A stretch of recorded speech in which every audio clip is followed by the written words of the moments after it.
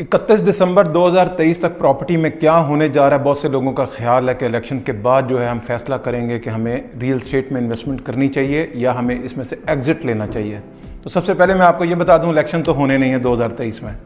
तो आप जो 6 महीने अगले ज़ाया करेंगे ये फैसला करने के लिए, तो आपको चाहिए कि अभी डिसीजन ले लें।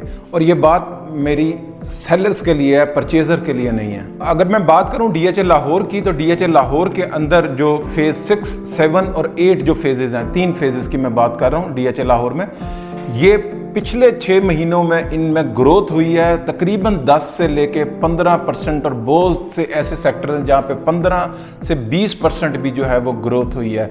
अगर मैं 1 बाय 1 फेज 6 की मैं बात करूँ तो इसके KL, BA, J और इसके अलावा CD एंड G ब्लॉक के अंदर जो है तकरीबन जो है 5 करोड़ का प्लॉट जो है वो 5.5 का चला गया, और K और GH के अंदर 6 करोड़ और 6.25 करोड़ के जो है वो प्लॉट चले गए। और अच्छी बात यह है कि परचेज़र भी मौजूद है, यहाँ बाइंग सेलिंग भी हुई है पिछले 6 महीनों के अंदर, और यहाँ पे प्राइसेस जो हैं वो ग्रो की हैं। और रीज़न ये है कि यहाँ पे बिल्डर बहुत ज़्यादा इन्वॉल्व है, बहुत ज़्यादा कंस्ट्रक्शन हुई है और बहुत ज़्यादा घर बिक गए हैं। आपको भी पता है, 1 कनाल के और 2 कनाल के प्राइसेस यहाँ पे 18 करोड़ 16 करोड़ इस ब्रैकेट में घर बिक गए हैं 1 कनाल के, जबकि 2 कनाल का घर जो है तकरीबन 40 करोड़ 38 करोड़ इस ब्रैकेट में वहाँ पे 2 कनाल के जो घर जो हैं वो सेल हुए हैं। तो उस वजह से यहाँ पे बाइंग काफ़ी ज़्यादा प्रेशर पड़ा है प्लॉट्स के ऊपर, और प्लॉट जो है वो बाय हुए हैं जिसकी वजह से ग्रो कर गए। इसी तरीके से अगर मैं फेज 7 की बात करूँ, इसके Y block, U block, W block, इसमें ग्रोथ ज़्यादा हुई है बजाय इसके कि मैं आपसे बात करूँ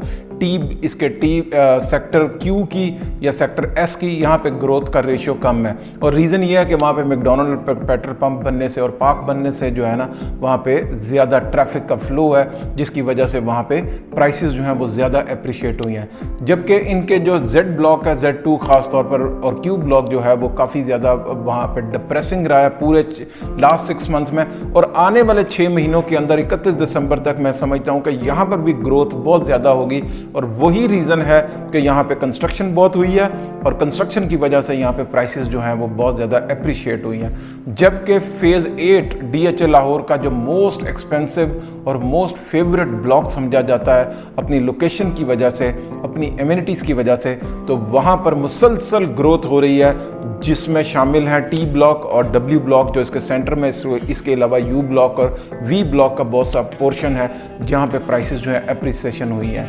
और यहाँ पे प्राइसेस जो तकरीबन 5.5 करोड़ पौने 6 करोड़ का T और W ब्लॉक में प्लॉट की प्राइस है। इसके अलावा अगर मैं V ब्लॉक और U ब्लॉक की बात करूँ तो यहाँ पे भी अप्रॉक्सीमेटली 4 करोड़ 4.5 करोड़ से लेकर 5.5 करोड़ तक जो है वो प्रॉपर्टी की प्राइसेस है, डिपेंड ऑन लोकेशन।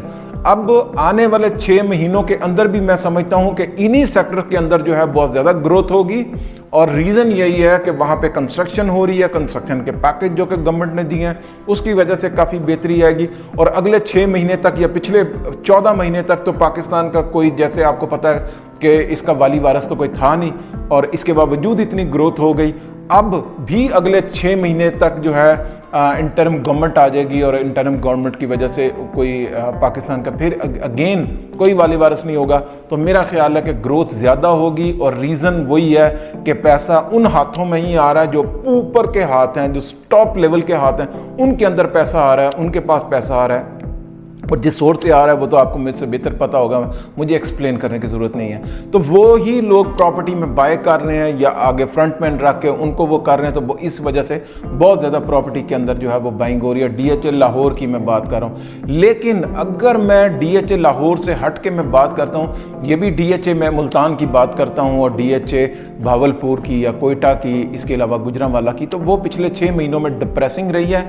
लेकिन आने वाले 6 महीनों में 31 दिसंबर तक मेरा ज़ाती ख्याल है कि DHA कोयटा, इसके अंदर कोई भी एप्रिसिएशन नहीं आएगी, जबकि मुल्तान के अंदर मुझे ऐसा लगता है 15 से 20% इसमें ग्रोथ के चांसेस बहुत ज़्यादा हैं। उसकी रीज़न ये है कि वहाँ पे पोजीशन दे दिया गया, डेवलपमेंट वर्क बहुत तेज़ी के साथ जारी है, तो इस वजह से वहाँ पे एप्रिसिएशन आ सकती है। गुजरांवाला में भी मैं इसी तरह की से बात करूँगा कि वहाँ पर भी इसके सेक्टर को पोजीशन देने जा रहे हैं। इसका जो फर्स्ट ब्लॉक है और 10 मरला का 5 मरला की कैटेगरी का जो है C1 G1 जो है इनको पोजीशन, तो उस वजह से भी वहाँ पर एप्रिसिएशन हो जाएगी। डेवलपमेंट वर्क बहुत तेज़ी के साथ जारी रही है, प्राइसेस बड़ी रीज़नेबल हैं, तो मेरा ज़ाती ख्याल है कि गुजरांवाला के अंदर भी जो है ना वो एप्रिसिएशन के चार्ज हैं, जबकि भावलपुर उसी तरीके से डेड रहेगा।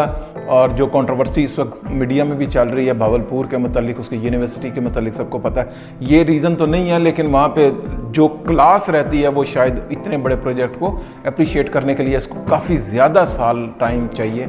तो उस वजह से इन्वेस्टमेंट अगर आप करनी है तो भावलपुर में ना कीजिएगा, कोयटा में बिल्कुल ना कीजिएगा। इन्वेस्टमेंट अगले 6 महीने में वहाँ पे ग्रोथ नहीं है, जबकि मैं समझता हूँ कि DHA गुजरांवाला में भी बेहतरी आ सकती है और DHA मुल्तान में भी बेहतरी आ सकती है लो बजट के लिए। अगर आपके पास पैसे ज़्यादा हैं तो obviously DHA Lahore is the best, वहाँ पे ज़रूर इन्वेस्टमेंट करें। इसके अलावा अगर आप DHA में बात करता हूँ इस्लामाबाद की, तो इसके सेक्टर 2 जो है उसमें बेहतरी आ सकती है। जो उसका फेज़ 2 है वहाँ पे भी पोजीशन दिए जा रहे हैं, डेवलपमेंट की जा रही है, और इन्वेस्टमेंट पॉइंट ऑफ व्यू से अगले फेजेस जो हैं वो 5-6 उनके अंदर आप इन्वेस्टमेंट के पॉइंट ऑफ व्यू से कर सकते हैं। काफ़ी लॉन्ग टर्म है, लेकिन शायद रिटर्न आपको दे दें। लेकिन अगर आप अगले 6 महीने के अंदर ग्रोथ चाहते हैं तो ये सेक्टर जहाँ पे मैंने आपको बताया, आप यहाँ पे अगर आप इन्वेस्टमेंट करेंगे तो आपकी इन्वेस्टमेंट बड़ी फ्रूटफुल होगी और बड़ी तेज़ी से अप्रिशिएट करेगी। अस्सलाम वालेकुम।